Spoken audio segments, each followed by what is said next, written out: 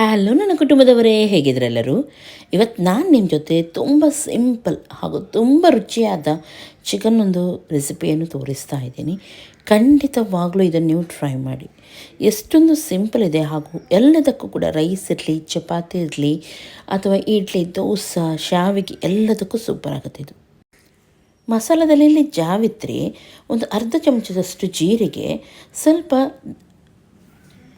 ದಾಲ್ಚಿನ್ನಿ ಹಾಗೂ 4-5 ಲವಂಗ, 3 ಏಲಕ್ಕಿ, ಸ್ವಲ್ಪ ಬಡಿಶೇಪ್ ಇಷ್ಟನ್ನು ನಾನು ಫಸ್ಟಿಗೆ ಮಿಕ್ಸಿ ಜಾರಿಗೆ ಹಾಕ್ತಾಯಿದ್ದೀನಿ. 2 ಚಮಚದಷ್ಟು ಕೊತ್ತಂಬರಿ ಪೌಡರ್, 3-4 ಚಮಚದಷ್ಟು ಪೆಪ್ಪರ್ ಪೌಡರ್, ನಿಮ್ಮ ಖಾರಕ್ಕೆ ಅನುಗುಣವಾಗಿ ಇದನ್ನು ನೀವು ಸೇರಿಸಿ.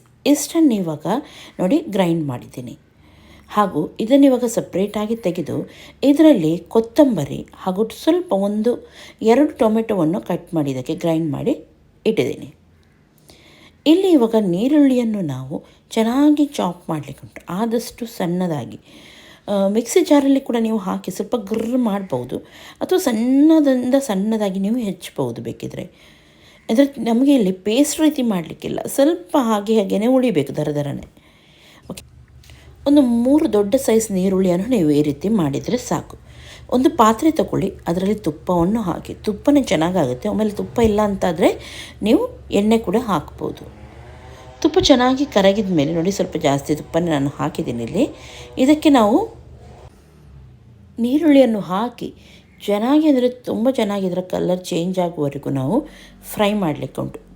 ಕಂದು ಕಲರ್ ಬರಬೇಕಿದ್ದು, ಅಷ್ಟು ತನಕ ಇದನ್ನು ಫ್ರೈ ಮಾಡಿ. ಇದರೊಂದಿಗೆ 1 ಚಮಚದಷ್ಟು ಜಿಂಜರ್ ಗಾರ್ಲಿಕ್ ಪೇಸ್ಟ್ ಕೂಡ ಹಾಕಿ ಒಳ್ಳೆ ರೀತಿಯ ಕಲರ್ ಬರೋ ತನಕ ಫ್ರೈ ಮಾಡೋಣ.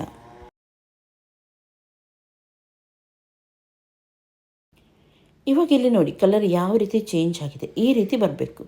ಆಮೇಲೆ ನಾವು ರೆಡಿ ಮಾಡಿದ ಪೌಡ್ರನ್ನು ಇದಕ್ಕೆ ಹಾಕೋಣ ಹಾಗೂ 1 ನಿಮಿಷ ಚೆನ್ನಾಗಿ ಇದನ್ನು ಇದರೊಂದಿಗೆ ಫ್ರೈ ಮಾಡೋಣ. ಓಕೆ, ಇವಾಗ ಇದಕ್ಕೆ ನಾವು ಹೆಚ್ಚಿದ ಟೊಮೆಟೊ, ಒಂದು 3 ಟೊಮೆಟೊವನ್ನು ಹಾಕೋಣ. ಚೆನ್ನಾಗಿ ಇದನ್ನು ಫ್ರೈ ಮಾಡಿ.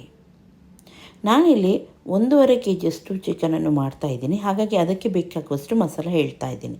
ಅರಿಶಿನ ಪೌಡ್ರು ಹಾಕಿ ಹಾಗೂ ಗ್ರೈಂಡ್ ಮಾಡಿದ ಮಸಾಲವನ್ನು ಕೂಡ ಹಾಕಿ ಎಲ್ಲವನ್ನು ಒಳ್ಳೆ ರೀತಿ ಎಣ್ಣೆ ಮೇಲೆ ಬರೋ ತನಕ ಫ್ರೈ ಮಾಡೋಣ. ಇವಾಗ ನೋಡ್ಬೋದು ಚೆನ್ನಾಗಿಲ್ಲಿ ಟೊಮೆಟೊ ಕೂಡ ಸಾಫ್ಟ್ ಆಗಿದೆ, ಎಲ್ಲ ಮಸಾಲ ಒಳ್ಳೆ ರೀತಿ ಫ್ರೈ ಆಗಿದೆ. ಈ ಟೈಮಲ್ಲಿ ನಾವು ಇದಕ್ಕೆ ಚಿಕನನ್ನು ಸೇರಿಸೋಣ.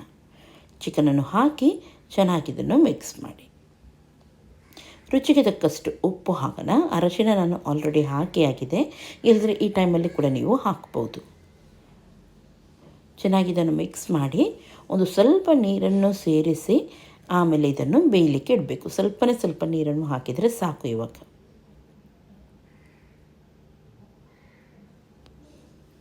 ಓಕೆ, ಇವಾಗ ಚಿಕನ್ ಒಳ್ಳೆ ರೀತಿ ಬೆಂದಿದೆ. ಎಣ್ಣೆ ಅಥವಾ ತುಪ್ಪ ನಾವು ಹಾಕಿದ್ದು ಯಾವ ರೀತಿ ಮೇಲೆ ಬಂದಿದೆ ನೋಡ್ಬೋದು ನೀವು.